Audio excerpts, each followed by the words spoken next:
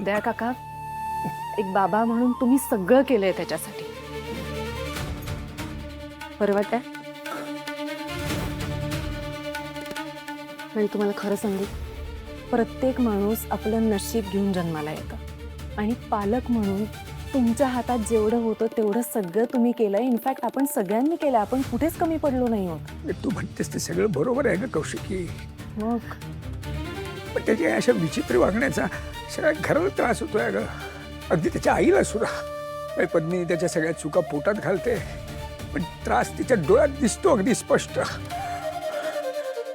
कधी सुधारणार हा पोरगा मला कळत नाही खरंच. सुधारणार, तो लवकरच सुधारणार आहे आणि आता त्याची सुरुवात सुद्धा झाली आहे. तारिणी आली आहे ना आता. दया काका, जी गोष्ट आपण इतके वर्ष करू शकलो नाही ती गोष्ट तारिणीने केली आहे. युवराजला शिक्षा दिली आहे तिने. युवराजवर कोणाचा तरी धाक असणं गरजेचं आहे. मग तो तारिणीचा असला तरी चालेल, बरोबर? तसं झालं तर त्या विघ्नहर्त्याचीच कृपा म्हणायची, दुसरं काय. 100% होणार. आणि आता या आठ्या काढा, जरा हसा ना. मला माझ्या दया काकांना कायम हसताना बघायचंय. स्माईल. मी मग एक विनंती करू तुला? ऑफकोर्स, बोला. कौशिकी, मी थोडे दिवस जरा ऑफिसमध्ये येऊन बसलो तर चालेल? म्हणजे मला काय, मला सुद्धा तेवढा चेंज मिळेल का? जरा विचार थोडेसे बदलतील माझे आणि तुझी तर मदत होईल, दुसरं काय नाही. दया काका, ते तुमचं ऑफिस आहे. तुम्ही माझी परमिशन काय घेताय? तुम्ही हक्काने केव्हाही तुमच्या ऑफिसमध्ये येऊ शकता. थँक्यू. नाही, पण माझी एक अट आहे. हा, कोणती? कामाचा फार स्ट्रेस घ्यायचा नाही. तुम्हाला माहितीये, तुमची तब्येत सांभाळूनच तुम्हाला सगळी कामं करायची. तब्येत सांभाळून कामं करायची, स्वतःची काळजी घ्यायची. हे जमणार असेल तरच ऑफिसला येत. हो हो. नाही, एका अर्थाने बरंच होईल. आणि मी काही दिवसांसाठी कॉन्फरन्सला बाहेर जाणार आहे, पण केदार आहे ऑफिसमध्ये. इनफॅक्ट बरंच होईल.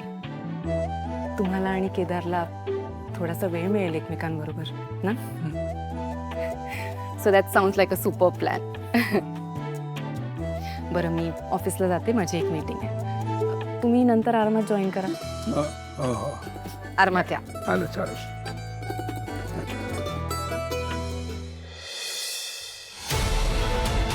त्या JPCच्या कॅसेट्स कुठे गायब झाले असतील? अरे, त्याचा पाठपुरावा करावा लागेल. नाश्त्याची वेळ संपली आहे ना? 9:30 झाले. नियमांचं उल्लंघन झालंय म्हटल्यावर तुम्हाला काहीतरी करावं लागेल. ओ, शिक्षा, राईट. एक गोष्ट करायची आहे फक्त. ए, काय करायचं बोल पटकनच. निशी म्हणत होती तिचं डोकं दुखतंय जरा. मग चेपून द्या. मी नाही, मी दिलं असतं चेपून, पण मला खूप काम आहे तो, म्हणून. मला आहेत कामं, मला जायचं बाहेर. मित्रांना भेटायला चाललाय? एक काम करा ना, त्यांना आपल्या घरीच बोलवा. मी करते त्यांचं आदरातिथ्य. त्याच निमित्तानं घरच्यांशी ओळख होईल ना त्यांची. बोलवताय मित्राला? नाही, तुझ्या बहिणीचं नसलेलं डोकं चेपायला जातं. जाऊ भाऊजी. आता काय? प्रेमाने बोला ना तिच्याशी. नाही काय, माझ्या बहिणीला त्रास झालेला मला सहन नाही होणार. निशी, ए बेबी, ये डोकं चेपून देतो. ये ये ये.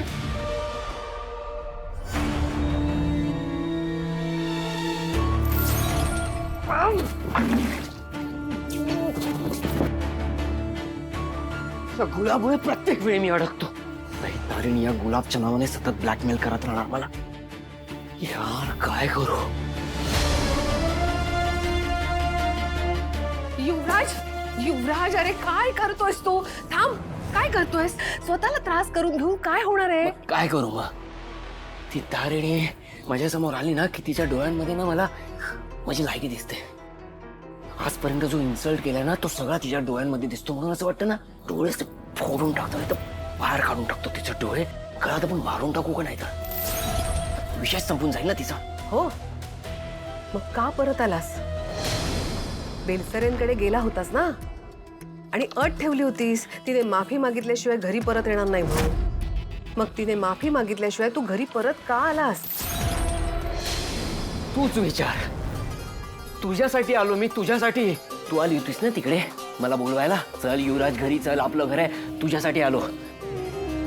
तिकडे सगळ्यांसमोर तुझ्याशी उद्धटपणे बोललो असेल, पण ती तारिणी कशी वागली होती, तिच्यावरचा राग होता, एक खांडेकरांचं स्टेटस होतं, त्यामुळे मी तुझ्याशी त्या दिवशी तसं बोललो. पण काळजी वाटते मला तुझी. मी तुला एकटं सोडून कसं जाणार होतो तिकडे, कसं राहणार होतो. मी तुझ्यासाठी आलो मम्मा, आणि तू मलाच विचार मी कसं आलो ते इकडे. आईशी खोटं बोलतोयस? मी खोटं बोलतोय? बास, हे खरं कारण नाहीये. तिने माफी मागितल्याशिवाय तू घरी परत का आलास हे खरं खरं मला सांग. खरं खरं नाही ऐकायचं ना तुला? ठीक आहे, मला सांग मी कोण आहे? कोण आहे म्हणजे? युवराज खांडेकर, खांडेकरांचा वारस. खांडेकरांचा वारस आहे ना मी, राजकुमार आहे ना मी. मग मी तिकडे राहायला हवं होतं? बेलसरे हाऊस नाही, उंदराचं बीळ आहे ते, साधा एसी नाहीये तिकडे, बेसिक गोष्टी नाही आहेत मामा. उशी चादर सगळ्यावर धूळ, अख्खी घरभर धूळ. ही माणसं राहतात कशी मला कळत नाहीये तिथे. स्टफ ब्रेडच्या नावाखाली आलू पराठा दिला मला, आलू पराठा. नशेत होतो ना त्या दिवशी, माहित नव्हतं कुठे म्हणून त्या रात्री झोप तरी लागली. एक रात्र झोपलो तरी दारू पीत राहायला पाहिजे होतं का मी रोज मग तिकडे? मग एक दिवस कधीतरी राहून बघ, खरंच सांगतो तिथली परिस्थिती राहण्यासारखी नाहीये. चुकून कधी आपल्यावर अशी परिस्थिती आली ना मामा, मागचा पुढचा विचार नको करूस, मारून टाक सर. नाही नाही, मी खरंच सांगतोय, माझे जगूच नाही शकत तर मी तिकडे. काय म्हणून त्या कौशिकीने त्यांच्यासोबत लग्न ठरवलं माझं, त्या फॅमिली सोबत.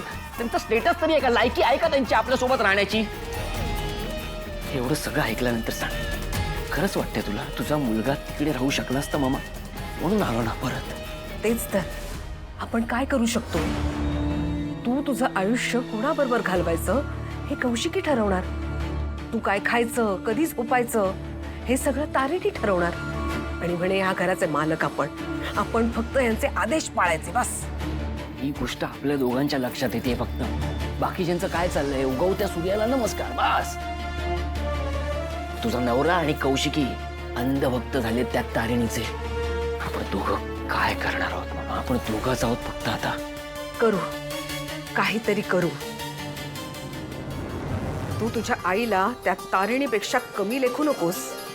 माझ्या युवराजला त्रास दिलाय तिने. माझ्या युवराजला घराबाहेर काढलं काय?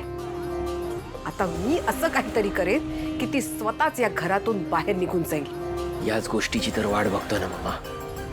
बरं ते जाऊ दे, मला सांग तू काही खाल्लंयस का बाळा? हो हो, मोठ्या सुनबाईंच्या शिवाशाप खाल्ल्या बाजूला. नाश्ता तर देत नाहीये ती मला, अट ठेवली आहे. जोपर्यंत तिच्या बहिणीचं, लाडक्या बहिणीचं डोकं चेपून देत नाही ना तोपर्यंत काही खायला देत नाही. त्यामुळे चाललो आता डोकं चेपायला. काय काम आहेत अशी म्हणा, नोकरच तर झालं. इट्स ओके, अरे. I can handle it. Baby, A baby, ये का तुझं डोकं चेपायचं, ये.